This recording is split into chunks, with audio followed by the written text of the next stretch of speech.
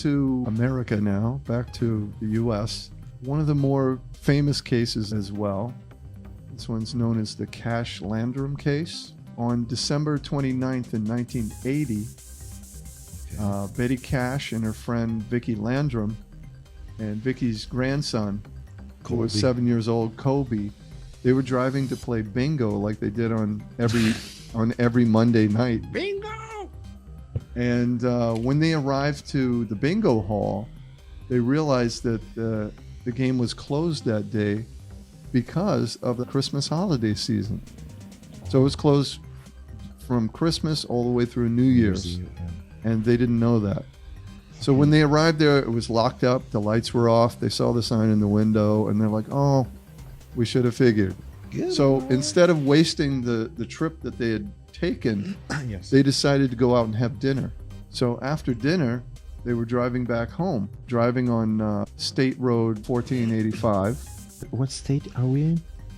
This is in Texas. Oh, Texas. Yeah, you didn't tell me. I'm sorry, I didn't tell you. This was in Texas. And as soon as they turned onto Road 1485, Colby was sitting in the back seat, and he noticed a bright light above the trees and pointed them out to his grandmother.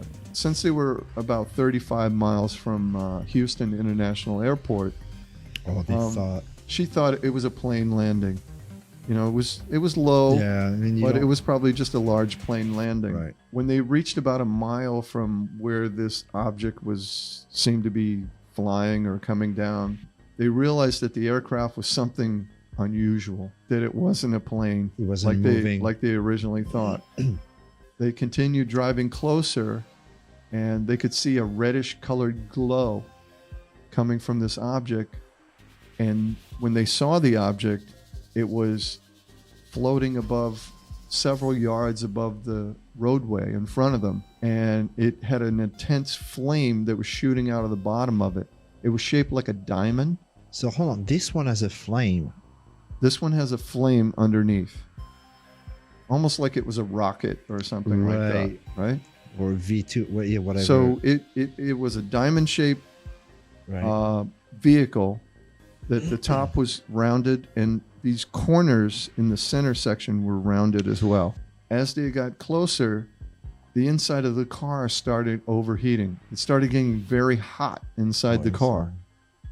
And they assumed that the heat was coming from that flame that they were seeing. Oh, right. Because they were close to the object now, and it was above the road, and this flame was shooting down towards the road and causing what they thought was the reason for the car getting hot inside.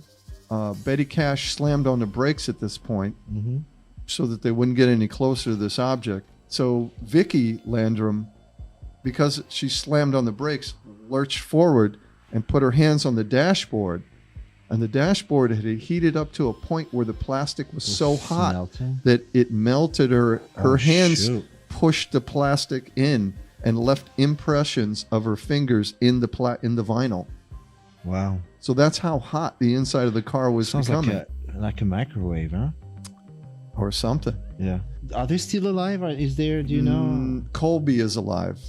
They got cancer or something? The other two, yes. The other two have passed. Yeah. Sounds like that radiation. So Betty got out of the vehicle. She's the only one. Because she wanted to get a closer look at this thing. Oh. And it was so hot inside the car. Right. So Vickie was scared, and so was Colby. Colby was hiding on the bottom of the floorboard in the back seat. Right. Scared of whatever this object was, and she didn't want to go outside. Plus, she wanted to stay with Colby. Right. Like I said before, the object was diamond-shaped with this flame shooting out of the bottom. It was floating above the highway in front of them. And then Vickie described the object as being a dull gray color, you know, like most, you know, like well, metallic that gray color. And she said it was as tall as a water tower. So that's pretty tall. That's pretty tall. I mean, if we're talking like the, you know, like if you think of, you know, water towers, you drive through any town and you see a water tower, they're generally pretty tall. You know, a good 50 feet usually or more. Easily, yeah. She said it sounded like a flamethrower at times. And then that sound changed sometimes, and it started making high-pitched beeping sounds. Really beeping. So between the flamethrower sound, it started beeping, and it would go back and forth. And she said it had a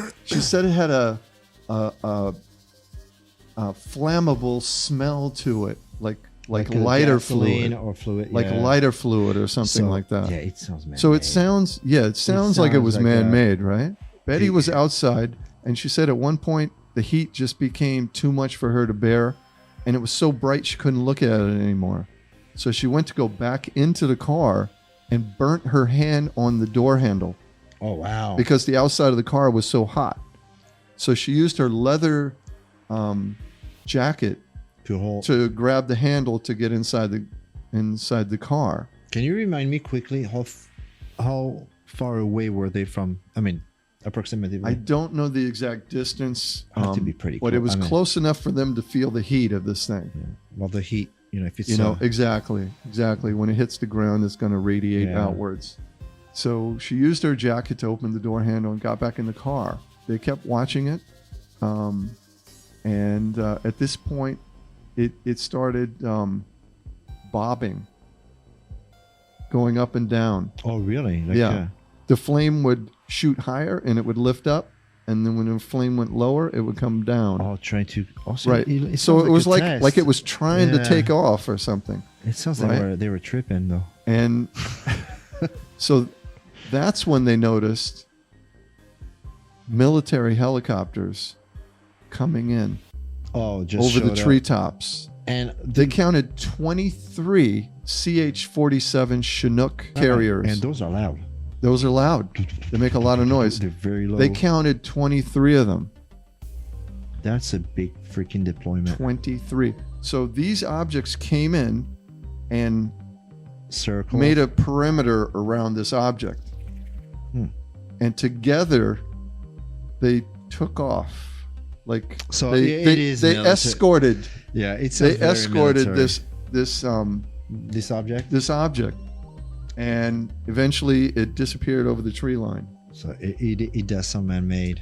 Once the object was a certain distance away, she kept trying to start the car, Betty.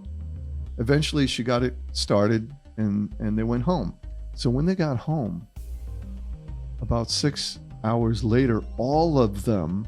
6 hours. 6 hours after they returned home. So in the middle of the night, they all experienced extreme nausea, vomiting, and diarrhea. So that's like a radiation almost. So also, to agree with your point that you just made, all of them, to varying degrees, suffered from what looked like severe sunburn of some type. Betty, because she was outside, she probably had the closest and the strongest. It sounds like radiation to me. Yeah. She was the sickest out of all of them. And when she woke up in the morning, clumps of hair were on her pillow.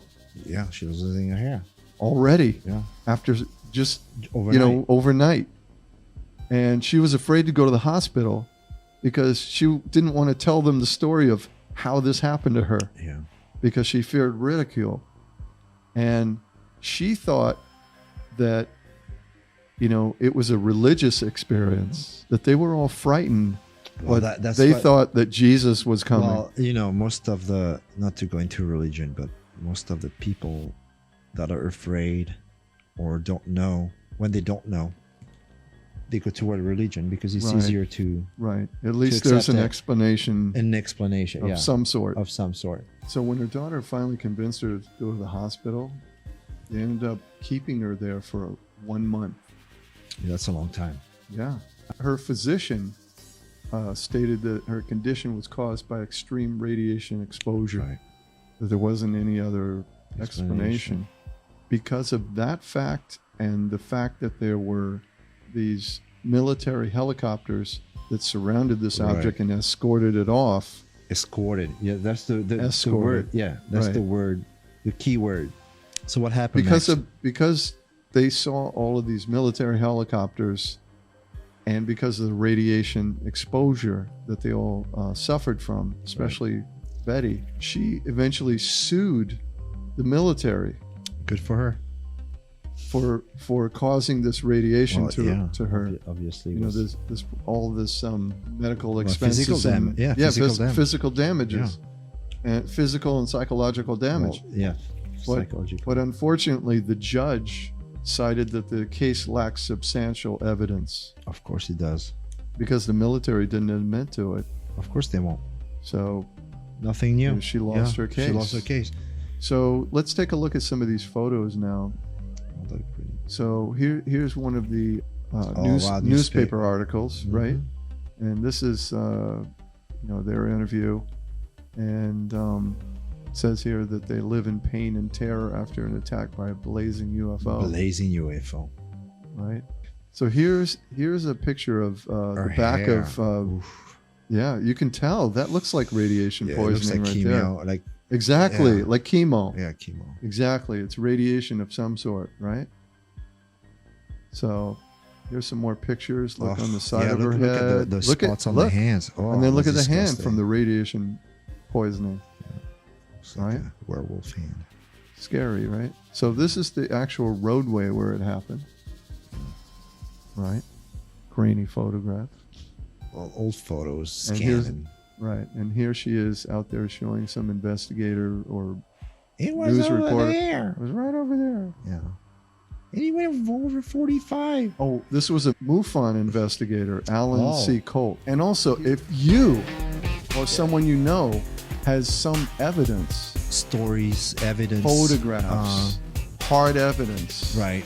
we're willing to hear what you have to say and what you might have to show. Right.